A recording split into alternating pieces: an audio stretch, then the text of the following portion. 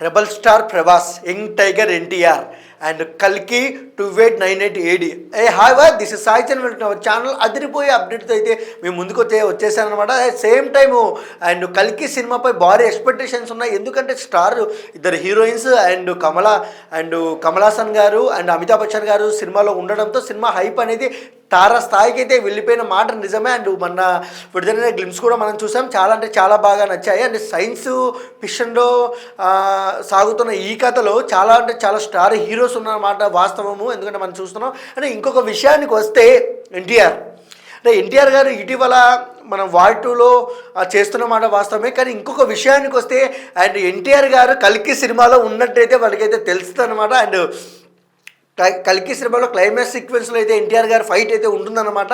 And ఇంకొక విషయానికి వస్తే అండ్ ఇంతకుముందు మనం చూసాం RRR సినిమా ప్రమోషన్లో భాగంగా ప్రభాస్ గారు ఒక మాట అన్నారు. RRR సినిమాలో నన్ను కూడా పెట్టచ్చు కదా డార్లింగ్ అని ఎంతో ప్రేమతో అడిగారు.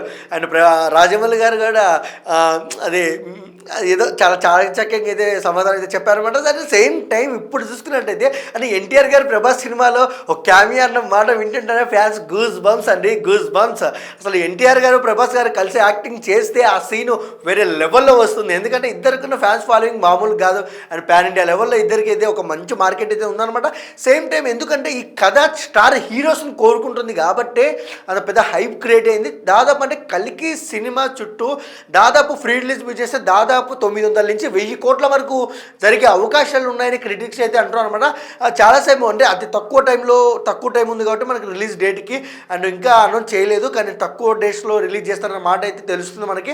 అండ్ ఆల్రెడీ OTT రైట్స్ అయితే అయిపోయాయంటే చాలా మంచిగా అయితే బిజినెస్ జరిగిందని అయితే వాస్తవం వస్తుంది. ఇంకా లెక్కలు అయితే బయటకు రాలేదు.